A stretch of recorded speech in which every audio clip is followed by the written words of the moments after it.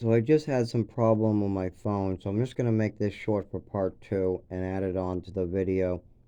This one's about the Epicac punishment and some examples to show that things were kind of going off the rails, but I was having to kind of be the voice of reason, and that shows some of the problems with the household. I'm not being psychotic. I don't believe that wanting your mother not to drink while yellow going through liver failure, and I think making a statement that, hey, you can't drink right now would be the right thing to do. If somebody just spent weeks going through liver failure, only 20% of their liver is working, their skin is yellow, their eyes are yellow, that's a serious medical problem.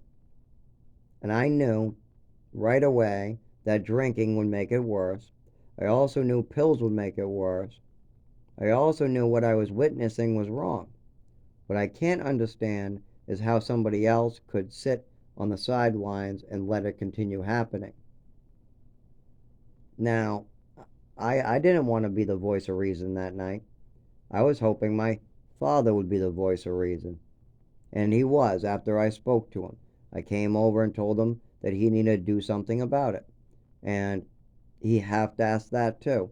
Instead of taking the alcohol away, instead of getting rid of the alcohol out of the house, he let her kind of finish the drink. She took more sips. She said, okay, took a couple more sips, and then, went upstairs. That's not proper. That glass needs to disappear then. And this is coming from an addiction specialist. I went through more addiction classes. They even gave me a diploma. I spent like a whole 9 months going through classes. And when I graduated that course, they said that if you stay sober, then you can use these classes to get a job to help other addicts. And they were right. These courses did help me. And it also helped me pass on what the problems with addiction are, how to look for the signs, things like that. That was after I already kind of was speaking up, though. Um, so, if anybody knows alcoholics and addicts, it's me. I know them like the back of my hand. That's why I'm sober today. That's how I'm able to remain sober. Because I know what to look for. Now, how do I also remain sober? By telling the truth, remaining honest. Once when you start trying to be, once when you start trying to deceive people, steal from people, get greedy, that can really interfere with your sobriety. I'm not sure if you know what a dry drunk is. It's somebody who gets sober, but they don't want to be sober because they still have an underlying issue. That's not me. See, my underlying issue has been identified. It's a neurological condition. I had a lot of mental twisting. I had a lot of people messing me up. And then I had to go through therapy and I had to process all that, which I've done. I feel a lot better about talking about this stuff. I'm able to come forth and just freely talk about it now. But I also have to be careful not to become a dry drunk. I have to really work at it. And part of that is telling other people who might not know the truth. They might still be living in a fantasy land, and that can be hurtful to me. That can. And when people believe a fake narrative about somebody, that can hurt somebody. Like if I have a seizure and the police want documentation, that's going to be difficult. If I try to tell somebody about this and then they tell me, oh, you're making it up, it's a fairy tale, that can be hurtful because I worked really hard to try to be able to say this stuff and come forward with it. This is really traumatic stuff. This is really crazy and hurtful stuff. I mean, you don't leave your child to die on a pile of newspapers. You don't drug them. You don't give them extra Epicac. You don't tell them you can give other kids medications. You don't, if your liver's failing, you don't get the drink. Um, the husband definitely shouldn't be in the corner not saying anything when these things are happening. This is, I know this isn't right. I know that. But do the rest of my family know? I'm not quite so sure. I think they're okay with this happening to me. I think they're okay feeding into my mother's fantasy. I think they're okay because it makes their lives easier. If they believe my passed away mother's total fantasy that's made up narrative, then it allows them to sleep in their bed at night and pretend like it's okay that I'm dying.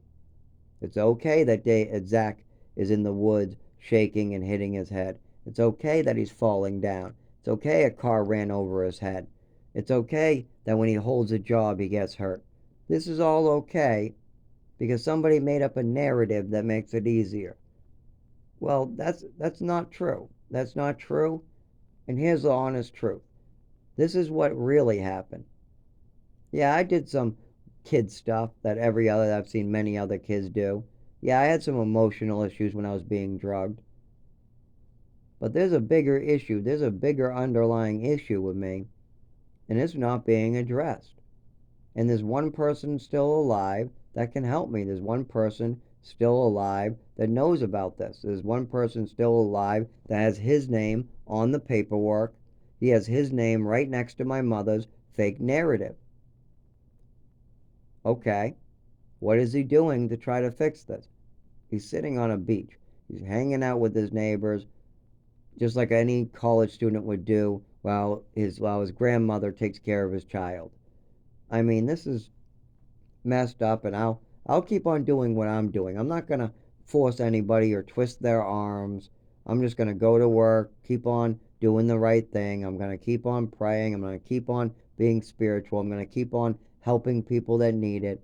I'm gonna keep on going to the doctors, the right doctor, key word, the right doctor. I'm going to keep on doing therapy. I'm going to keep on trying to speak the truth so other people can learn from it.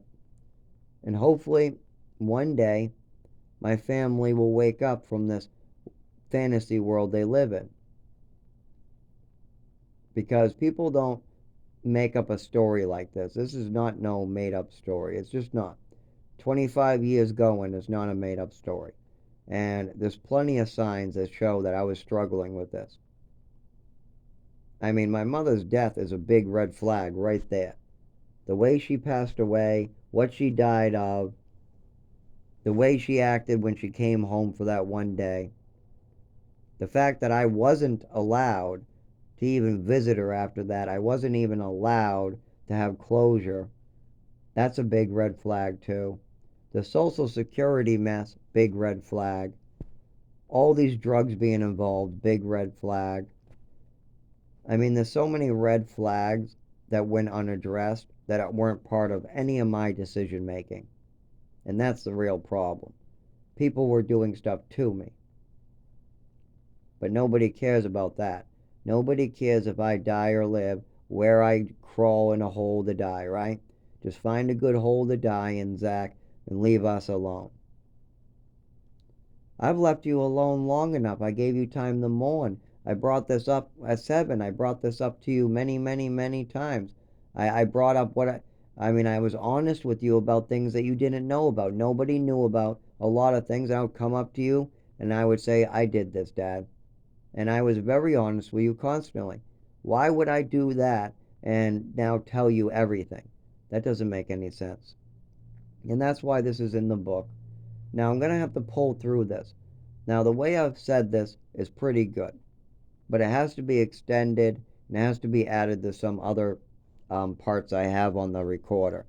The recorder isn't as well worded as this, but I can do better as well. I can do a lot better with this. I can try to make people understand that you just can't do these things in life. There's other people trying to make their kids disabled, thinking that it won't catch up with their kid. I watched a person in Lebanon come over and explain to me how their child needs all these medications soon, all because her eye is lazy and she has this chromosome problem. But the medications that they were naming off were controlled substances, antipsychotics. That worries me. I didn't tell them anything about it. I'm not going to tell them my whole life story until it's on the book. But there's other people I have told some of these things to. At least I don't cry anymore. I mean, even until I was like 18, 19, for some reason, I would cry when I told these things. Now I don't. Because I'm over that, but I'm not over this neurological condition. I still seize. I still can't move properly. I still have problems in the cold. I still have problems with touch. I still have problems with loud noises. And when I mean by problems, I mean like physically my nervous system shakes. It's like I'm getting tased with a taser, and then I have a seizure and I hit my head. That's what I mean by that. That's a big problem. That's my problem. That's the problem I need to solve, and that's the problem I've had for 25 years. And now that I'm fixing it, I'm seeing all these hurdles that were supposed to protect my mother from getting in trouble.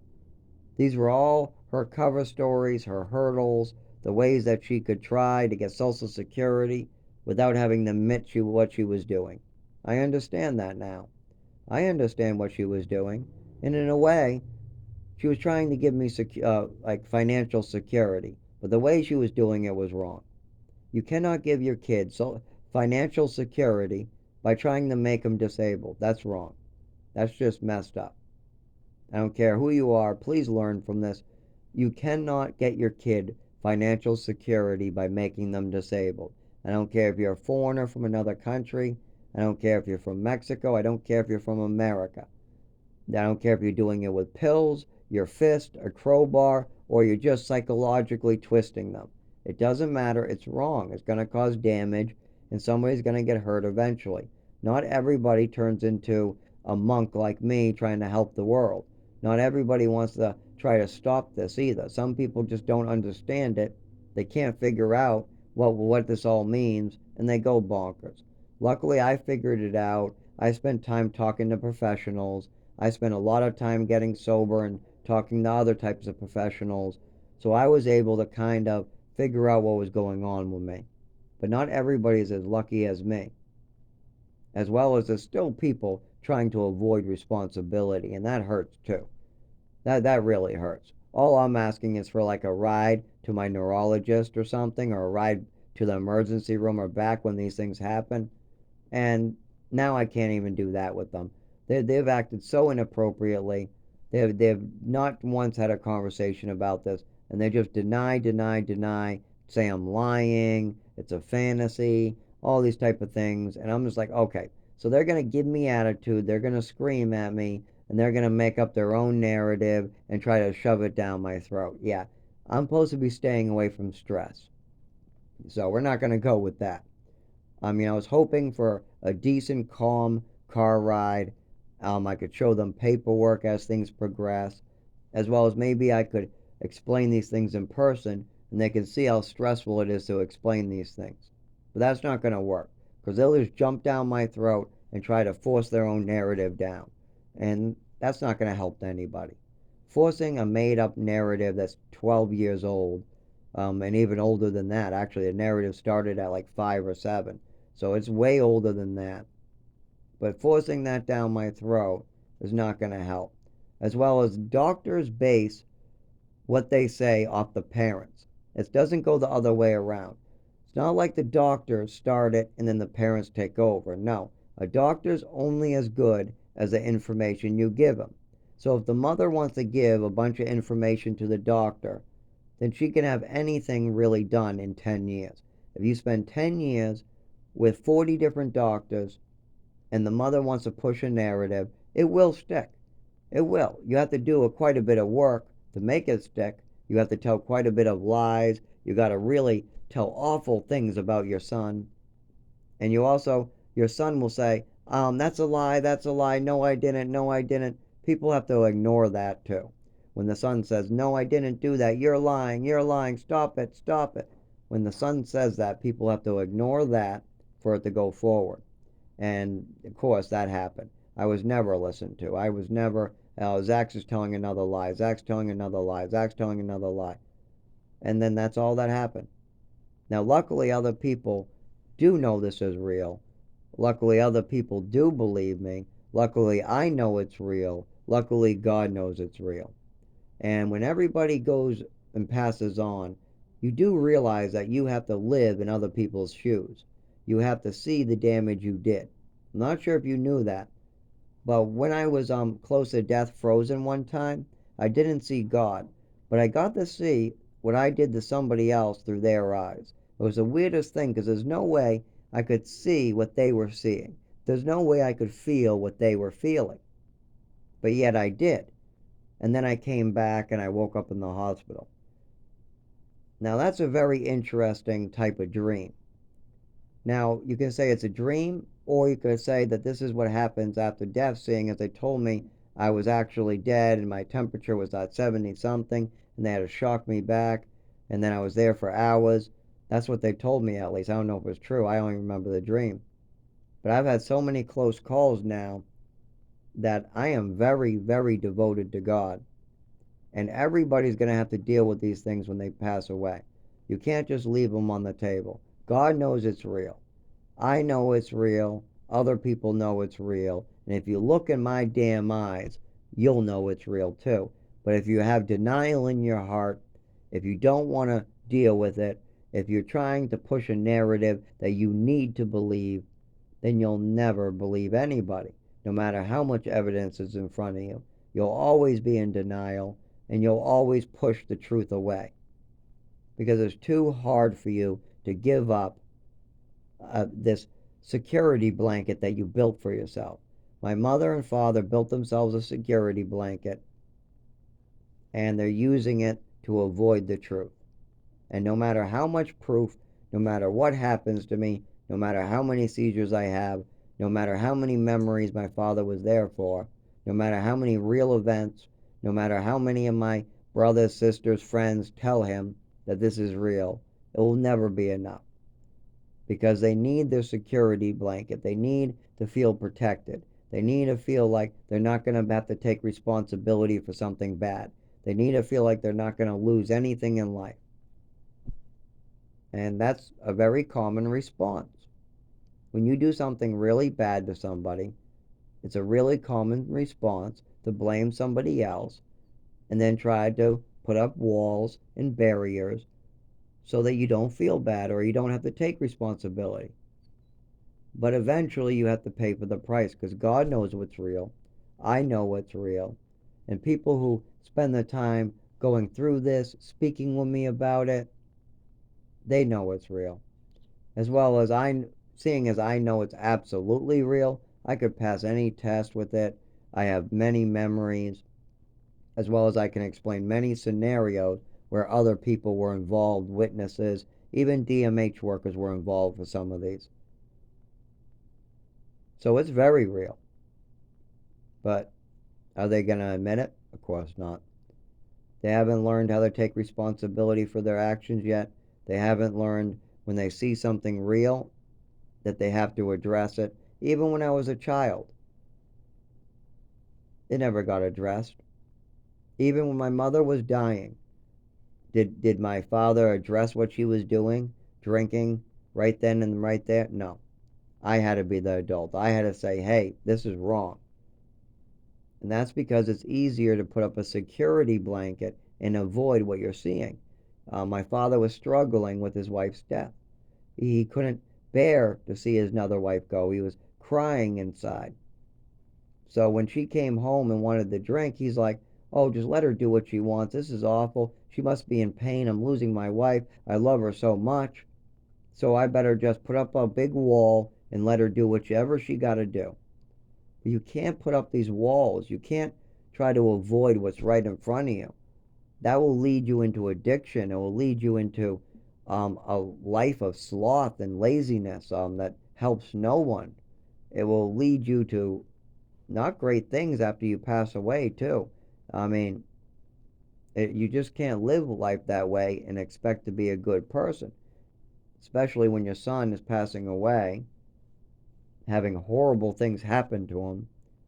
And a lot of it does have to do with you. It has to do with my addiction, but it also has to do with a lot of stuff before that. A lot of stuff before that. And that's just the God's honest truth.